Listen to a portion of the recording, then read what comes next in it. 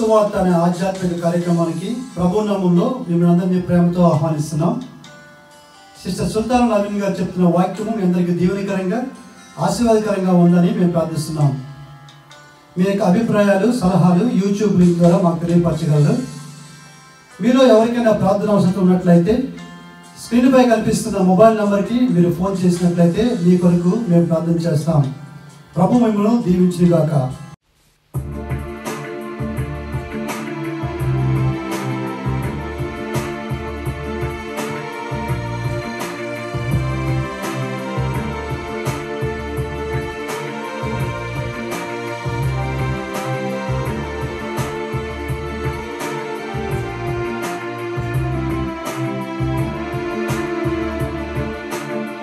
యేసు అని పిలచిన నీ పిలుపే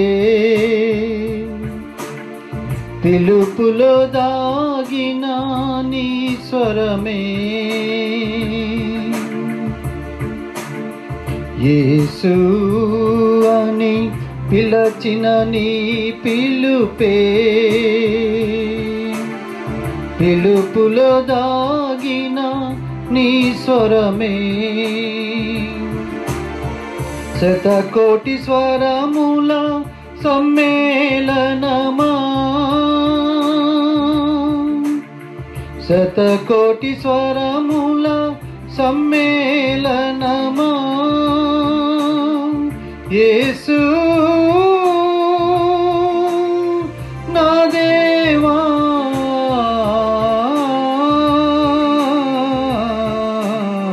యేసు నా దేవా.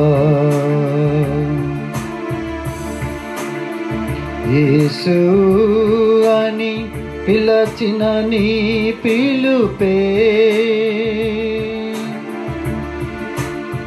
గతిలేని నన్ను శృతి చేసినావే. శరణు శరణనుచు పట్టి తిని పాదముల్,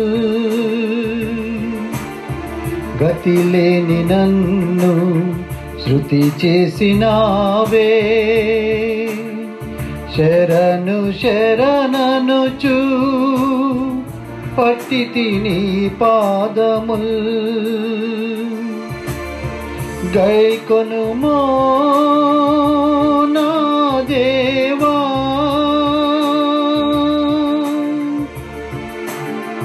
గైకొనుమో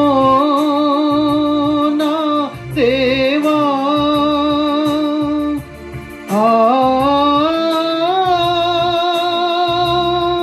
గైకొనుమో నా దేవా.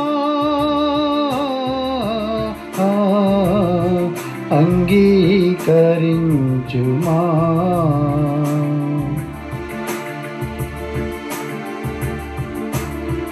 యేసు అని పిలచిన నీ పిలుపే పిలుపులో దాగిన నీ స్వరమే. సకల సృష్టియే నిన్ను కీర్తించగా, నీ మధుర ప్రేమను కొనియాడగా. సకల సృష్టియే నిన్ను కీర్తించగా, నీ మధుర ప్రేమను కొనియాడగా. కోకిల స్వరములే పక్షుల గానంబులే, కోకిల స్వరములు పక్షుల గానంబులే. యేసు మధుర ప్రేమను కీర్తించగా, మధుర ప్రేమను కీర్తించగా. యేసు అని పిలచిన నీ పిలుపే పిలుపులో దాగిన నీ స్వరమే. తంబుర సితార నాదములతో నా హృదయమాలికవై తీగెల ధ్వనులై తంబుర సితార నాదముతో నా హృదయమాలికవై తీగెల ధ్వనులై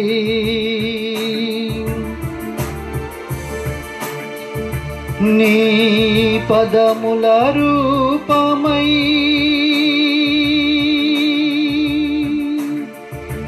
నీ పదముల రూపమై నీ ఆత్మశరములై నీ ప్రేమనే తాకనా స్వామి నీ ప్రేమనే తాకనా స్వామి యేసు అని పిలచిన నీ పిలుపే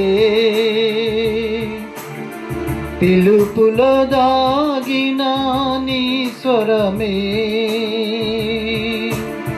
శతకోటి స్వరముల సమ్మేళనమా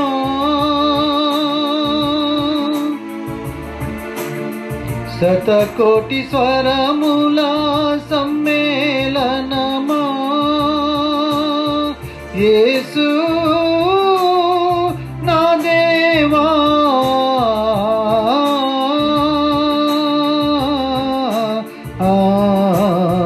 యేసు నా దేవా యేసు అని పిలచిన నీ పిలుపే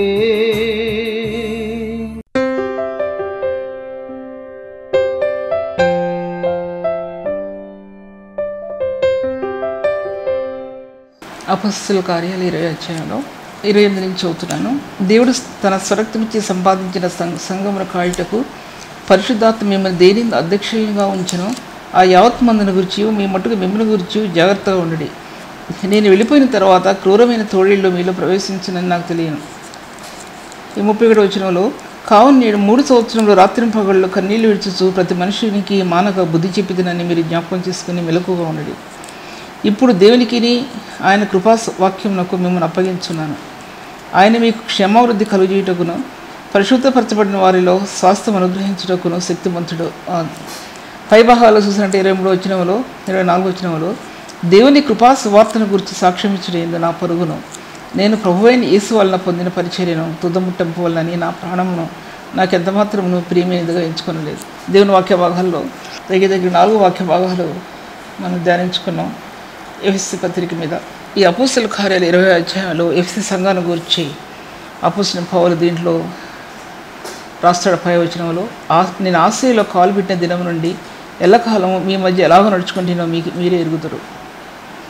యూదుల కుట్ర వలన నాకు శోధనలు సంభవించినను కన్నీళ్లు విడుచుచు పూర్ణమైన వినయభావంతో నేను ఎలాగూ ప్రభువుని సేవించుంటున్నో మీరు ఎరుగుతారు, మీకే తెలియను.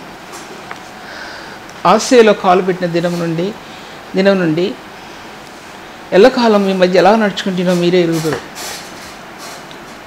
యూదుల కుట్ర వలన నాకు శోధనలు సంభవించినను కన్నీళ్ళు విడిచుచు పూర్ణమైన వినయభావంతో నేను ఎలాగూ నా ప్రభువుని సేవించుంటేనో మీకే తెలియను. ఆ విషయాలు అపొస్తలుల కార్యాలు రాస్తూ చెప్తూ ఉంటున్నాడు. దాంట్లో చెప్తూ ఈ యొక్క ఎఫెసీ సంఘానికి రాస్తూ దాంట్లో రాస్తాడు కొన్ని మాటలు ఉన్నాయండి. దాంట్లో ఎఫెసీ సంఘంలో 4వ అధ్యాయంలో 1వ వచనంలో కాబట్టి మీరు సమాధానమను బంధం చేత ఆత్మ కలిగించు ఐక్యమును కాపాడుకున్నట్టు శ్రద్ధ కలిగిన వారై ప్రేమతో ఒకరినొకడు సహించుచు మీరు పిలువబడిన పిలుపునకు తగినట్లుగా దీర్ఘశాంతంతో కూడిన సంపూర్ణ వినయంతోనూ సాత్వికంతో నడుచుకునే వాళ్ళని ప్రభువును బట్టి ఖైదీనైనా నేను మిమ్మల్ని బ్రతిమాలుకొనుచున్నాను. దీంట్లో రాస్తాడు పత్రికలో సమాధానమును బంధం చేత ఆత్మ కలిగించు ఐక్యాన్ని కాపాడుకోవటానికి మీరు శ్రద్ధ కలిగిన వారై మీరు ఒకరినొకడు సహించుచు ప్రేమతో సహించుచు మీరు పిలువబడినటువంటి పిలుపునకు తగినట్లుగా ఒకటో అధ్యాయంలో రాయబడి ఉంది. ఆయన మిమ్మల్ని పిలిచిన పిలుపు వలన నిరీక్షణ ఎట్టిదో అని రాయబడి ఉంది. ఇక్కడ మిమ్మల్ని పిలిచిన పిలుపునకు తగినట్లుగా ఎవరికి సాధ్యం అండి? అది ఎవరికి సాధ్యం? 10 విషయాల్లో 8 విషయాలు సాధ్యపరచబడితే 2 విషయాలు సాధ్యపరచబడవు. ఏదో మాట అంటాం, ఖచ్చితంగానే తీరుతాం. ఒకవేళ దీర్ఘశాంతంతో ఉంటే వీళ్ళకి ఏం చేత కాదు అని అనుకుంటారు కూడా చాలామంది అంటారు కూడా దీర్ఘశాంతం. తర్వాత వినయంతోనూ సాత్వికంతోనూ నడుచుకునే వాళ్ళని ఎంత వినయం సాత్వికం ఇవి ఆత్మఫలాలు అండి. ఇవి ఆత్మఫలాలు, వినయం సాత్వికం. ఈ ఆత్మఫలం పరిశుద్ధాత్మని యొక్క ఫలం గలతీ రాసిన పత్రికలో రాయబడి ఉంది. ప్రేమ, సంతోషం, సమాధానం, దీర్ఘశాంతము, దయాళుత్వము, విశ్వాసము, సాత్వికము దాంట్లోనే కదా ఈ ఆత్మఫలం. అది ఈ ఫలం ఫలించాలని ఒక వ్యక్తి ప్రభు కోరుతున్నాడు. ఒక వ్యక్తి ఫలించాలని, ఆత్మఫలాలు ఫలించాలని ప్రభు యొక్క ఉద్దేశమే ఉంది. దేవుని వాక్య భాగంలో చూసినట్లయితే సంపూర్ణ వినయంతోనూ సాత్వికంతోనూ నడుచుకోవాలని నేను మిమ్మల్ని బ్రతిమాలుకుంటున్నాను అన్నాడు. దీంట్లో చూసినట్లు అపోస్తల కార్యాలు చూసినట్లయితే అంటాడు, దాంట్లో కన్నీళ్ళు విడిచుచు పూర్ణమైన వినయభావంతో నేను ఎలాగ నా ప్రభువుని సేవించాను. మీకు తెలియదు కదా ఎలా సేవించాడంటే, యోహాను సువార్తలో రాయబడి ఉంది, ఎవడు నన్ను సేవించునో వాడు నన్ను వెంబడించవలేను, ఎవడు నన్ను ప్రేమించునో వాడు నన్ను సేవించును, ఎవడు నన్ను సేవించునో వాడు నన్ను వెంబడించవలను అన్నాడు ఆయన. నా తండ్రి ఎప్పుడు వాడిని గణపరుస్తాడు. నన్ను సేవించే వానికి, నన్ను వెంబడించే వాడిని ప్రభు వారిని గణపరుస్తాడు. యోహాను సువార్తలో రాయబడి ఉంది ఆ విషయాలన్నీ 13 అధ్యాయంలో 12 అధ్యాయాలను. ఎలా గణపరుస్తాడు ఆయన సేవించడం అంటే, ఆయన వెంబడించడం అంటే, ఆయన ప్రేమించడం అంటే, సేవించడం అంటే, వెంబడించడం. మూడు తరహాకి చెందిన 3 పద్ధతులు, 3 విభాగాలు. అది ఇప్పుడు అర్థమవుతుంది మనకి, వాక్యంలో ముందుకెళ్తే అర్థమవుతుంది. సహించుకోవటం ఎన్నో గొప్ప ద్రోహ కార్యాలు జరగకుండా ఆ సహనం ఆపేయబడుతుందండి. మీకు ఇలా బోధించి ఒక చిన్న విషయం నేను తప్పిపోతాను, ఖచ్చితంగా తప్పిపోతాను. చిన్న విషయంలోనండి, పెద్ద విషయాలు కాదు. సేవకులు చాలా చిన్నది, ఒక్క మాట అంటే అది ఎన్ని ఉపద్రవాలు దారితీస్తుందో అంటే, దాన్ని సహించుకుంటే ఎన్నో ఉపద్రవాలను తప్పించుకోబడుతుంది. ద్రోహ కార్యాలని ఓర్పు, ఎన్నో ద్రోహ కార్యాలు జరగకుండా ఆపేస్తుందని ఓర్పు బైబిల్ గ్రంథంలో రాయబడి ఉంది. కనుక ఎఫెసు సంఘాల గురించి అన్నాడు, దాంట్లో పూర్ణమైన వినయభావంతో ప్రభువుని సేవించడం మాత్రమే కాక ఏది కూడా దాచుకోకుండా. కొంతమంది దేవుని వాక్యాన్ని దాచుకుంటారు. ఎందుకు దాచుకుంటారంటే చెప్తే ఇంకో చోటకి చెప్పడానికి కుదరదేమో. కానీ అలా కాదండి. ధననిధి ఐశ్వర్య గనులు ఉన్నాయి దీంట్లో. ఎన్ని త్రవినా తరిగేది కాదు ఈ ధననిధి. యుగాల్లో నుంచి తవ్వుకుంటూ వచ్చిన సేవకులు తరగలేదండి ఇది ధననిధి. అటువంటి ధననిధి ఇది. తర్వాత దాంట్లో రాస్తాడు, దాంట్లో ఇంటింటా మీకు తెలియజేయచ్చు, బోధించచ్చు, దేవుని ఎదుట మారుమనసు పొంది మన ప్రభువుని క్రీస్తునందు విశ్వాసం ఉంచవాలని. అలా చెప్పిన తర్వాత కింద వాక్య భాగంలో చూడండి, నేను 3 సంవత్సరములు రాత్రింపగళ్ళు కన్నీళ్ళు విడిచచ్చు అన్నాడు దాంట్లో అని అన్నాడు. దాని 30 భాగాల్లో దేవుని కృపా సువార్తను గురించి సాక్ష్యం ఇచ్చిన ఎందు నా పరుగు ఏంటంటే ప్రభు అయిన క్రీస్తుకి కృపా స్వార్థ ఎన్నో విధాలుగా విభజించబడిందని చాలాసార్లు చెప్పాను. కృపా సువార్త, కృపలో ఇవ్వబడినటువంటి సువార్త. తర్వాత మహిమ కలిగిన సువార్త, మహిమ కలిగిన మార్గాల్లో తేజవంతమైన స్థానాల్లో నుంచి ఇవ్వబడినది మహిమ కలిగిన సువార్త. నీతి సువార్త, బైబిల్ గ్రంథంలో ఉన్నాయి. నీతి కలిగిన సువార్త, మహిమ కలిగిన సువార్త, కృపా సువార్త, ఇలాగా ఎన్నో విధాలుగా రాయబడి ఉన్నాయి ఈ సువార్తలో ఎన్నో సత్యాలు దాచిపెట్టబడి ఉన్నాయండి. బైబిల్ గ్రంథం అంతా కూడా సువార్తలో దాచిపెట్టబడి ఉన్నాయి. అపోస్తలుడైన పౌలు ఫిలిప్పీ సంఘానికి రాస్తూ అంటాడు, కొరింథీ సంఘానికి రాస్తూ అంటాడు, బాప్తిసం ఇచ్చుటకు క్రీస్తు నన్ను పంపలేదు, కానీ క్రీస్తు యొక్క శిలువ వ్యర్థం కాకుండా సువార్త ప్రకటించడానికి ఆయన నన్ను పంపాడు. శిలువ వ్యర్థం కావడానికి వీల్లేదు. క్రీస్తు యొక్క శిలువ వ్యర్థం కాకుండా సువార్త ప్రకటించడానికి ప్రభు నన్ను పంపాడు. ఈ సువార్తలో విషయాలు దాచిపెట్టబడి ఉన్నాయండి. శిలువ సువార్తలో ఎన్ని దాచిపెట్టబడి ఉన్నాయంటే, పాత నిబంధన గ్రంథంలో ఉన్నటువంటి తేజవంతమైన స్థానాలు, నూతన నిబంధనలో ఉన్న తేజవంతమైన స్థానాలన్నీ కూడా ఈ సువార్తలో ఏకమైపోయి ఉన్నాయండి. దాన్ని దేవుడు పరిశుద్ధులకు దాన్ని తెలియపరిచాడు. సత్యాలన్నీ కూడా ఎప్పుడైతే సువార్త మనం ప్రకటిస్తామో ఎన్నో మార్గాలకి దారి తెలియపరచబడుతుంది. సువార్త క్రీస్తు మరణంలో నుంచి బయలువెళ్ళిన సువార్త, మరణ పునరుత్థానాలని బయలుపరిచిన సువార్త, మరణంలో నుంచి జీవాన్ని బయలుపరిచినటువంటి ఆ సువార్త, జ్ఞానాన్ని బయలుపరిచిన ఆ సువార్త, ఆ సువార్త అనేది సామాన్యమైంది కాదండి. సువార్త రోమీ రాసిన పత్రికలో అద్భుతాలతో, ఆశ్చర్యకరమైన కార్యాలతో, మహత్ కార్యాలతో సువార్త ప్రకటించబడినప్పుడు ఎలా ముద్రించబడింది, సువార్త ఎలా కట్టబడింది, ఇల్లుకూరి ప్రాంతం వరకు కూడా స్వార్థ ప్రకటించామని అపోస్తలుడైన పౌలు రోమా సంఘానికి రాస్తే 15 అధ్యాయాలు అలా స్వార్థ ప్రకటించబడిందండి. అద్భుతాలతో, ఆశ్చర్యకరమైన కార్యాలతో కాలం పరిపూర్ణమైంది. దేవుడు ఎవరికి ఏం చేయాలో అది అలా చేస్తున్నాడు. ఈ స్వార్థలు మీ దృఢ నిశ్చయంతో స్వార్థ ప్రకటించవలసిన బాధ్యత మన మీద ఉందండి. ఉట్టుటి మాటలతో స్వార్థ ప్రకటిస్తే ఏం కుదరదు. ఇప్పుడు ఈ దినాల్లో బలమైన స్వార్థ, మహిమ కలిగిన స్వార్థ, మహిమ కలిగిన మార్గాల నుంచి బయలుపడిన స్వార్థ, బండ సందులో నుంచి చేర్చబడినటువంటి గొర్రె పిల్ల యొక్క మరణ పునరుద్ధానాల నుంచి బయటికి వచ్చినటువంటి ఆ స్వార్థ మాటతో కాక దృఢ నిశ్చయంతో ఆ స్వార్థను ప్రకటిస్తున్నప్పుడు దేవుని కార్యాలు ఏ విధంగా జరుగుతాయి విశ్వాసంతో అనేది బైబిల్ గ్రంథంలో రాయబడింది. ఎంతోమంది దానికి సాక్షులు కూడా ఉన్నారండి ఈ రోజుల్లో.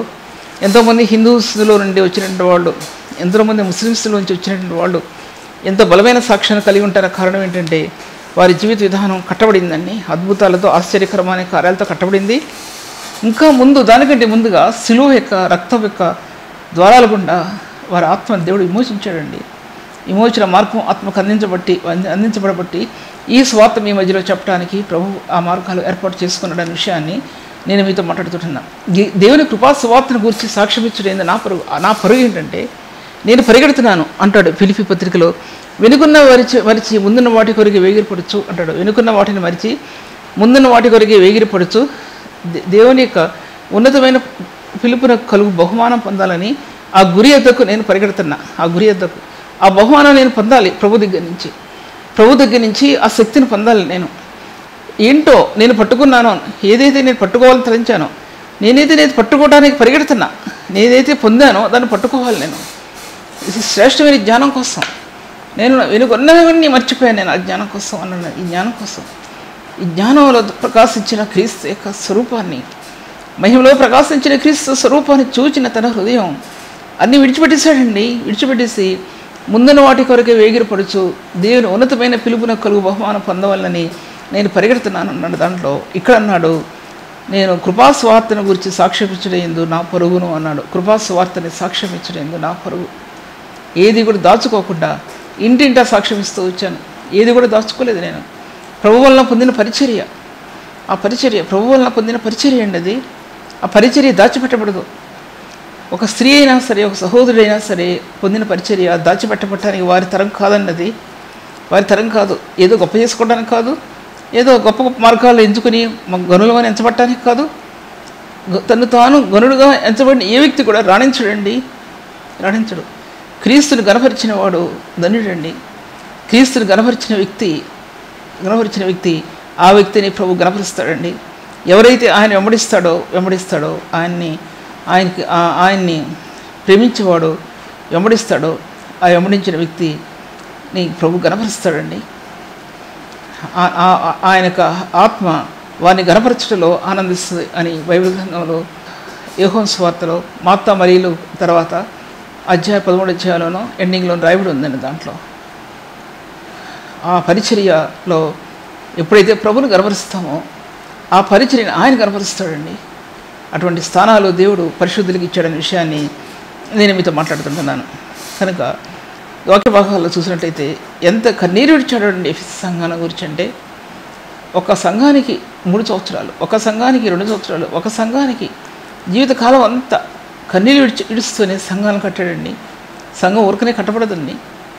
రాజబాటల్లో నడుచుకుంటూ వెళితే సంఘం కట్టబడదు. రాజబాటల్లో నడిచిన ఉన్నతమైన స్థలాలు, హంస తూలికల మీద పయనించిన విశ్వాసి జీవితంలో క్రీస్తు ఎందు తప్ప మరి దేనిందో ఆనందం లభించదండి. ఈ విషయం మీతో మాట్లాడుతుంటున్నాను. ఆ కృప వారిని ఉన్నతమైన స్థలాల్లో నిలబెడుతుందనే విషయాన్ని, ఆ కృపా సువార్త, ఏ కృపా సువార్త అయితే ప్రభు ఆత్మకి ఇచ్చాడో ఆ కృపా సువార్త మిమ్మల్ని ఉన్నతమైన ధ్వజస్తంభాల మీద ఎక్కించి దేవుని మహింపరిచేటట్లు చేస్తుంది. ఆయన మిమ్మల్ని గణపరిచేటట్లు చేస్తాడు. అది దేవునికి ఉన్నటువంటి ఆస్థానాలు. తన బిడ్డల్ని నమ్మకమైన బడా మంచి దాసుడా అని పిలుస్తాడండి ఆయన. ఎవరు పిలవకపోయినా, ఎవరు గణపరచకపోయినా ఆయన తప్పకుండా 10,000 మందిలో పేరు పెట్టి పిలుస్తాడండి ఆయన. ఆయన తనని గణపరిచేవారిని అంత ఉన్నతమైన స్థానాల్లో నిలబెడతాడనే విషయాన్ని నేను మీతో మాట్లాడుతుంటున్నాను. దేవుని వాక్య భాగాలకి చూసినట్లయితే కనుక ఆ కృపాసువార్తను గురించి సాక్ష్యం ఇచ్చడం ఏందో నా పరుగు, నేను పరిగెడుతున్నా. ఏంటంటే ఆ కృపాసువార్త ఇటువంటిదండి. ఎవరు నమ్మకపోయినా సరే, ఎవరు వినిపించకపోయినా సరే వాక్యం ప్రకటిస్తున్నా ఎంతమంది వింటారు? 200 మంది, 300 మంది, లేకపోతే కొన్ని సంవత్సరం పోతే 500 మంది వింటారు కదా. అమెరికాలో కొంతమంది వింటారు, ఆస్ట్రేలియాలో కొంతమంది వింటారు, మరొక దేశంలో కొంతమంది వింటారు, అలాగా ఇతర దేశాల్లో 100 మంది 200 మంది వింటారండి సువార్త. కానీ ఎంతమందికి ఆ సువార్త ఉపయోగపడుతుంది? ఒక 10 మందికి ఉపయోగపడుతుంది అనుకోండి, చాలు కదా నాకు అనుకుంటా. నేను సంఖ్య కాదు కదా నాకు కావాల్సింది, ఒక 10 మందికి ఉపయోగపడుతుంది అనుకోండి. ఆ 10 మంది ప్రభుని తెలుసుకున్నారని అనుకోండి. ఒక అమెరికా నుంచి ఒక అమ్మాయి నాతో మాట్లాడుతూ ఫోన్ చేసింది, ఇంటికి కూడా వచ్చింది. తన దేశానికి రమ్మని పిలిచింది సువార్త సేవకి. బాగానే ఉంది అమ్మాయి. ప్రతిసారి పెట్టేదండి మెసేజెస్లో, ఎస్ అక్క, ఎస్ కరెక్ట్ అక్క. ఒక్కొక్క మెసేజ్కి 5 సార్లు పెట్టేదండి. నాకు అనుకున్నా, ఈ ఒక్క వ్యక్తికి ఈ వాక్యం, ఈ ఒక్క వ్యక్తికి నచ్చింది కదా, ఈ ఒక్క వ్యక్తి ఆనందించింది కదా ఈ వాక్యం, చాలు కదా ప్రభా నాకు అనుకున్నానండి చాలాసార్లు. ప్రభా ఇది చాలు, ఈ ఒక్క వ్యక్తికి నచ్చింది ఈ వాక్యం, ఆమె హృదయం ఆశ్రయించబడింది కదా ప్రభా అనుకున్నానండి. వేల సంఖ్యలో నాకెందుకు, వేల సంఖ్యలో వ్యక్తులు నాకు అవసరం లేదు కదా, ఒక వ్యక్తి జీవితంలో ఆ మార్పు తీసుకొస్తే ఎంత ధన్యత అనుకున్నానండి. నేను మీకు చెప్తున్నాను. నేను అందుకోసం దేవుడికి ఈ యొక్క 3 సంవత్సరాలు కన్నీళ్ళు విడిచాను ఎఫెసు సంఘాన్ని గురించి. ఈ 3-4 మెసేజెస్లో ఎఫెసు సంఘంలో ఉన్న ఐశ్వర్యం గురించి చెప్పానండి. తర్వాత 4వ అధ్యాయంకి వచ్చేప్పటికి అంటాడు, దాంట్లో సమాధాన అనుబంధం చేత ఆత్మ కలిగించే ఐక్యత అండి. సంఘంలో ఐక్యత, పరిశుద్ధుల ఐక్యత కలిగి ఉండటం ఎంత మేలు, ఎంత సహోదరుల ఐక్యత కలిగి ఉండటం ఎంత మేలు, ఎంత మనోహరమో. అది అహరోను గడ్డ మీదుగా కారిన పరిమళ తైలము, అంగీల వంచు వరకు కారిన పరిమళ తైలం వల్ల ఉండను. ఒకసారి చదువుకోండి. అంటే అహరోను మీద నుంచి తల మీద తైలాభిషేకం, అతని మీద నుంచి అంగీ మీద నుంచి కారిన పరిమళ తైలం సియోను కొండ మీద నుండి దిగవచ్చు, హేర్మోను మంచు వలె ఉండను. అబ్బా ఎంత చక్కగా రాశాడండి. సియోను కొండ మీద, పరిపూర్ణమైన సియోను కొండ మీద నుంచి దిగివచ్చి హేర్మోను మంచు, సియోను కొండ మీద దిగివచ్చి హేర్మోను కొండ ప్రార్థన అనుభవాలతో చూపబడినటువంటి ఆ కొండ అనుభవం, సియోను కొండ మీద దిగివచ్చి కింద జారిపోతే ఎలా ఉంటుంది ప్రార్థన అనుభవాలు, అలా ఉంటుందంటండి సహోదరులు ఐక్యత కలిగి ఉంటే. ఎంత మనోహరం. ఇప్పుడు దినాల్లో మీటింగ్స్ పెడుతున్నాం, కుడిగలు జరుగుతున్నాయి. ఎవరు ఇంట్లో ఉండి కూడా రాలేరండి చాలామంది. ఎందుకంత కష్టం అనుకుంటాను నేను. ఎందుకంత కష్టం? మరి చర్చికి రాలేరు, ఇంట్లో ఉండి కూడా రాలేరండి. అంటే దేవుని ప్రేమించే స్థానాల నుంచి తొలగిపోతున్నారన్నమాట అర్థం. నాకు అర్థమైంది. దేవుని ప్రేమించే స్థానాల్లో తప్పిపోతున్న అడుగులు వెనక్కి వెళ్ళిపోతున్నాయి. ఎవరు బాగా చెప్పట్లేదు చెప్పారని కాదు, హృదయం శరీర విధంగా దేవుని సన్నిధిలో నిలబడాలి. నిలబడకపోతే దేవుని సన్నిధిలో నిలబడలేరండి, వాక్యం వినలేరు. ఆ స్థానాల నుంచి వారు వెనక్కి వెళ్ళిపోతున్నారు. సంఘ పరిస్థితి కుడికిలు ఆ విధంగా ఉన్నాయి. నేను ఎంతమంది చూసి మీతో మాట్లాడుతున్న విషయాన్ని కూడా. సమాధానం మన బంధం చేత ఆత్మ కలిగించు ఐక్యమును కాపాడుకుంటే ఎందు శ్రద్ధ కలిగిన వారే ప్రేమతో ఒకరినొకడు సహించుకోండి. ప్రేమ సహించడం అన్నటువంటి 13వ అధ్యాయంలో 1వ కొరింథీలో ప్రేమ దీర్ఘకాలం సహించడం. మన పిల్లలు తప్పు చేశారనుకోండి, ఎలా సహించుకుంటామండి? గుండెల్లో పెట్టుకొని ఆ కన్నీళ్ళు మనలో నుంచి కారిపోతూ ఉంటుంటే ఆ చిన్న తప్పో పెద్ద తప్పుని ఎలాగ మనం కనికరించి వాళ్ళని ప్రేమించి ఆ తప్పును కప్పేస్తామండి. ఆ ప్రేమ క్రీస్తు ప్రేమ అటువంటిదండి. ఒక కన్నీళ్ళతోనే ప్రభు పాదాలు పట్టుకొని ప్రార్థించే తండ్రులు ఈ లోకంలో ఎంతమంది ఉన్నారండి. కుటుంబాలని కాపాడుకొని సరిదిద్దుకునే తల్లులు ఈ లోకంలో ఎంతమంది ఉన్నారండి. ఒక కన్నీళ్ళతోనే ప్రభు గాయం పొందిన పాదాలు పట్టుకుని బేతనీ మరియు వాళ్ళ అత్తర పగలగొట్టినటువంటి స్త్రీలు దేవుని మందిరంలో నిలబడి ఉన్నారండి. ఒకరు కాదు, ఇద్దరు కాదు, ఎంతోమంది ఉన్నారండి దేవుని మందిరంలో. ఆ స్త్రీలను బట్టి దేవుని యొక్క పరిచర్య ఈ దినాన్న అత్యధికంగా కట్టబడుతుందనే సంగతి వాళ్ళకు కూడా తెలియదండి. ఆ సంగతి వాళ్ళకు కూడా అటువంటి ప్రేమికులు కావాలండి దేవుని సంఘానికి. దేవుని ప్రేమించే స్త్రీలు, అటువంటి స్త్రీలు కావాలండి దేవుని సన్నిధిలో. అట్టి వారి వలన దేవుని ఘనత పొందుతాడని, మహిమ పొందుతాడని మీ మధ్యలో నేను మాట్లాడుతుంటున్నాను దాంట్లో. అందుకోసం ప్రేమతో ఒకరినొకడు సహించచ్చు. ప్రేమతో మీరు సహించుకోండి. ప్రేమ దీర్ఘకాలం సహించును, ప్రేమ దయ చూపించును, ప్రేమ మత్సరపడదు, ప్రేమ డంబంగా ప్రవర్తిస్తుందండి. అది తగ్గించుకుంటుంది ప్రేమ. ఎక్కడికక్కడ కుమిలిపోద్దండి ప్రేమది. ఎన్ని తలాంతులు కలిగి ఉన్నా, ఎంత ఐశ్వర్యం కలిగి ఉన్నా, ఇన్ని ఉన్నతమైన స్థానాల్లో నిలబడినా ఆ ప్రేమ సహించుకుంటుందండి. తను తాను తలెత్తకుండా, ఒకరిని వెలివెత్తి పెట్టి చూపకుండా ఆ ప్రేమ దేవుని సన్నిధిలో నిలబడుతుందనే విషయాన్ని నేను మీతో మాట్లాడుతుంటున్నాను. ఆ విషయాలన్నింటినీ కూడా ఆ ప్రేమ దీర్ఘకాలం సహించు. అందుకోసం మీరు పిలుపు తగినట్లుగా ప్రేమతో సహించచ్చు. మీరు పిలుపును తగినట్లుగా దీర్ఘశాంతంతో కూడిన సంపూర్ణ వినయంతోను అన్నాడు. దీర్ఘశాంతంతో కూడిన సంపూర్ణ వినయం అది ఆత్మీక ఫలం. అది గలతీ పత్రికలో దీర్ఘశాంతము, వినయం, సాత్వికము ఆత్మీక ఫలం. సాత్వికము అది నిన్ను గణపరుస్తుంది, అది నిన్ను హెచ్చిస్తుంది. సాత్వికులు ధనిలు, వారు భూలోకంను స్వతంత్రించి ఉంటారు. వాళ్ళు ధన్యతలో రాయబడి ఉంది. సాత్వికము నిన్ను ఉన్నతమైన స్థలాల్లో నిలబెడుతుంది. సాత్వికము ఓర్పు, ద్రోహ కార్యాలు జరగకుండా కాపాడుతుంది. ఆయన సాత్వికుడు, దీన మనస్సు కలవ, అది ప్రభు యొక్క గుణగణం. ఆ గుణగణం ఏంటి? మోషేని గురించి ఆయన మిక్కిలి సాత్వికుడు అన్నాడు. మోషేని గురించి ఆయన మిక్కిలి సాత్వికుడు. భూమి మీద ఉన్న జనులందరిలో అటువంటి వారు ఎవరు కూడా లేరు అన్నాడు మోషే గురించి. అందుకోసం రూపాంతర అనుభవంలో తను నిలబడగలిగాడు. రూపాంతర అనుభవంలో తన గుణగణాలు క్రీస్తుడు పోలున్నాయి. ప్రజల యొక్క పాపాన్ని మోపుకొని, తన మీద మోపుకొని కన్నీరు కార్చినటువంటి వ్యక్తి మోషే. జీవగ్రంథంలో నుంచి నా పేరు తుడిచివే ప్రభువా అనే బ్రతుకులాడుకున్నటువంటి వ్యక్తి మోషే. అతనిలో ఉన్న గుణగణాలు తన కుమారుడైన క్రీస్తు రూపురేఖలను పోలి ఉన్నాయి. కాబట్టి ఆ రూపాంతర అనుభవంలో మోషే నిలబడ్డాడండి. అక్కడ మోషే ఎలియాలో నిలబడ్డారు. పాత నిబంధన భక్తులు నిలబడ్డారు, కొత్త నిబంధనల భక్తులు నిలబడ్డారు. ముగ్గురు అందరూ రూపాంతర అనుభవం నిలబడ్డారు. ఈ ప్రేమ, సాత్వికము, దీర్ఘశాంతం అనేది క్రీస్తు యొక్క రూపాంతర అనుభవంలోనికి ఆత్మని తీర్చిదిద్దుద్దండి. ఆత్మ రూపాంతర అనుభవం అంటే మత్తయి సువార్త రాసిన 16వ అధ్యాయం రాసిన రూపాంతర అనుభవం విషయం కాదు. ఇప్పుడు నేను చెప్పేది రూపాంతర అనుభవం. క్రీస్తు గుణగణాలు ఒక వ్యక్తి యొక్క అందమయమైన జీవితంలో, పరిశుద్ధ జీవితంలోనికి వెళ్ళి పరిశుద్ధ జీవితంలో నుంచి ఉన్నతమైన మహిమ యొక్క మార్గాల్లోనికి రూపాంతరం చెందుద్ది. ఈ గుణగణాలు త్రుడిలోనే తృణీకరిస్తాం. మధ్యలో తప్పిపోవటం కాదు, పోనీ బలహీనలు తప్పిపోతున్నాం.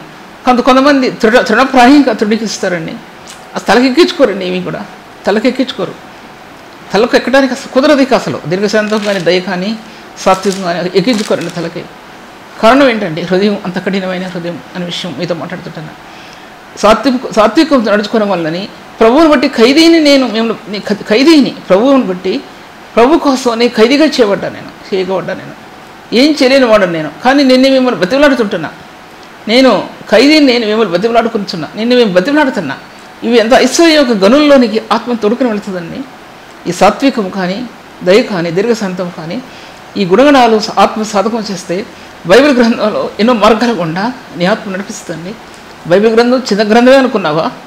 బైబిల్ గ్రంథంలో చిన్న గ్రంథం అనుకుంటే అది మనకు మోసపోతున్నాం అన్నమాట. లెక్క భూమి యొక్క అగాధ స్థలాలు కూడా ఇందులో దాచిపెట్టబడి ఉన్నాయి. పరలోక మార్గాలు ఇందులో దాచిపెట్టబడి ఉన్నాయి. భూమి పుట్టక మునుపు ఉన్న మార్గాలు ఇందులో దాచిపెట్టబడి ఉన్నాయి. అంతం తర్వాత మార్గాలు ఇందులో దాచిపెట్టబడి ఉన్నాయి. సిలువ మధ్యలో నిలబడింది. ఆ సిలువ రక్తం నీ మీద పడితే ఇది అర్థమవుతుంది, లేకపోతే అర్థం కాదు. సిలువ రక్తంలో ప్రకాశించిన కలువరి యొక్క ప్రేమని ఆత్మకు అర్థమైతే ఇది అర్థమవుతుంది.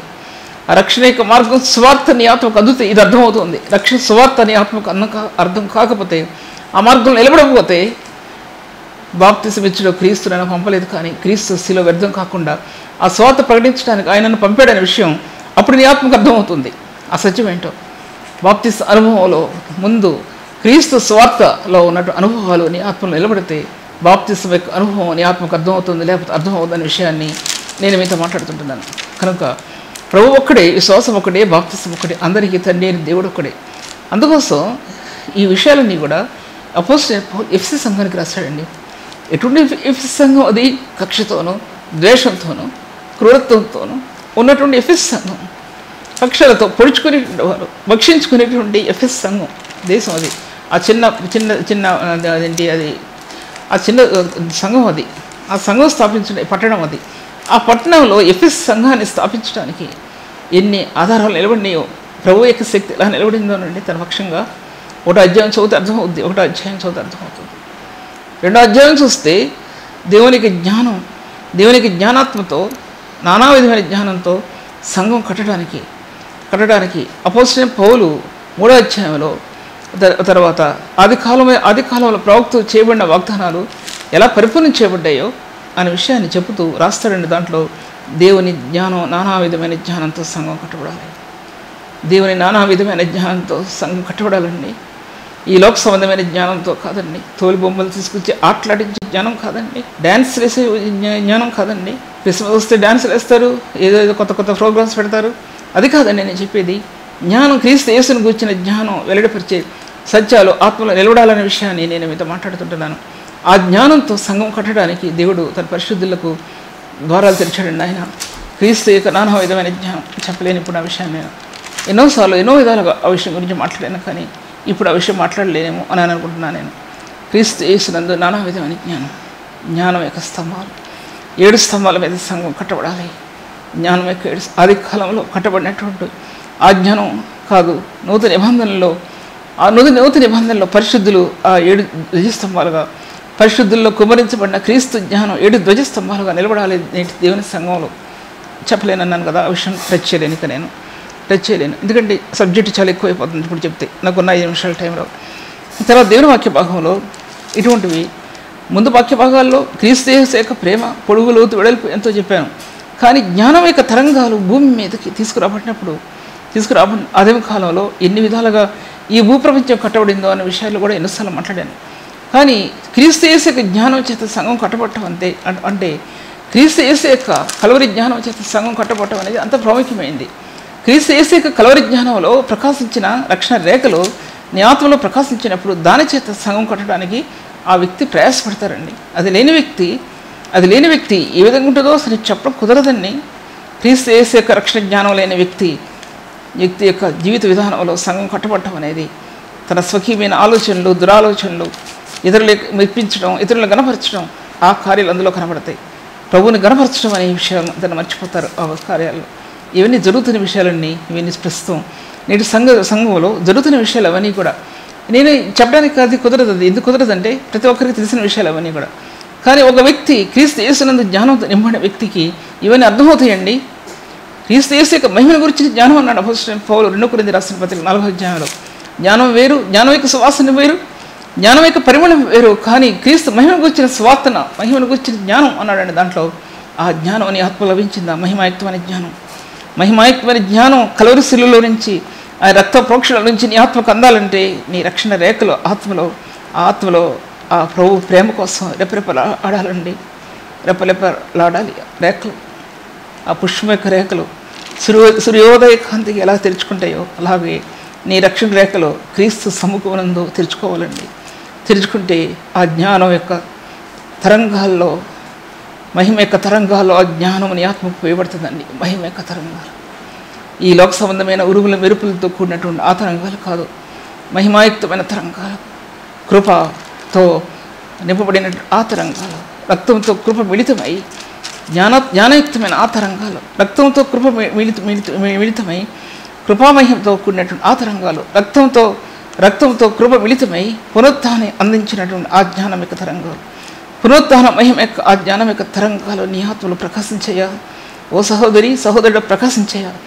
ఒక్కడ ప్రకాశించిన నీ జీవితం ధన్యమవుతుంది. ఉన్నతమైన మార్గాల్లో నీ ఆత్మ నిలబడుతుంది. పరిశుద్ధ సన్నిధిలో నిలబడుతుంది నీ ఆత్మ.